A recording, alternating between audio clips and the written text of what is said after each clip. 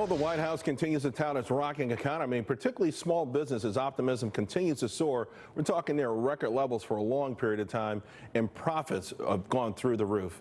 Now, out today, we saw job openings hit a new all-time high in April, 6.7 million, underscoring that this economy is extraordinarily strong. Workers, there's a lot of jobs out there. Also, non-manufacturing data out today. We saw that 58.6 in May. That beat the estimates. And by the way, we've expanded there for 100 straight months. Here now to discuss it all, Susan Solovic, small business expert, and Mattie Duppler, Independent Women's Forum visiting fellow. Susan, first of all, great seeing you in studio. Great to be here, Charles. All right, let's talk about this. You're the small business experts. The first niche of the economy that reacted to the election was the NFIB small business. We saw it zoom, go straight to the moon. It has stayed there. Now they're seeing record profits. And I feel like this is sometimes a better proxy, if you will, than like the Business Roundtable, which to me has a more political, globalist agenda. Well, they've been doing the report for so many years that they have a lot of data to compare it to. I think that's important, and certainly optimism is up, as your SOT was saying earlier. Tax reform, fewer regulations, economic forecast for small business is very good. But I think there's an interesting conundrum here, Charles, because 57% of small business owners say they want to hire new people.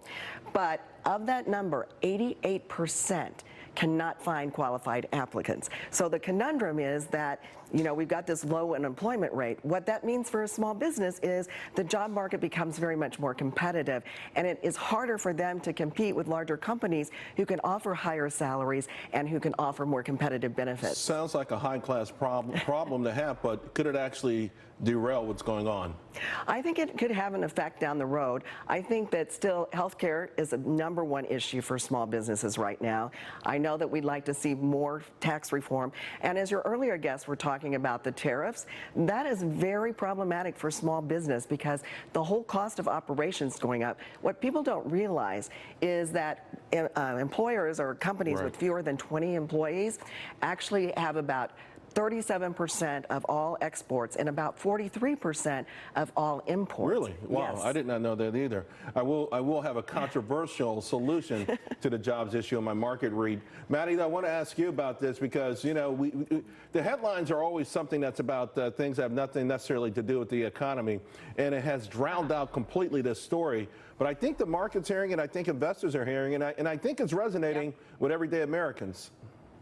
Yeah, Charles, I think one of the #1 takeaways from today's data dump is that this is not a sugar high situation. As soon as we start getting good economic numbers, we hear from all the contrarians who want to say that this is just a sugar high or it's just temporary. What we're seeing now is fundamental differences in the way our economy is functioning. And I think that you would see at this point in this cycle this kind of optimism from small businesses, because remember, a lot of small business owners pay their taxes on the individual side of the code. That means their tax changes came into effect starting in February of this year when the IRS changes withholding tables. So these business owners are the ones who have started to see the ramifications of the tax cut immediately in the beginning of this year and are now changing their business behavior as a result. You've seen in all of these reports that that they want to hire more people, that they're increasing wages as a result because they have a tightening labor market. These are all good news. This is good news for the economy. It's good news for the average American worker. It certainly is. Ladies, we've got to leave it there. Thank you both very much. Meanwhile, liberal policies are failing California.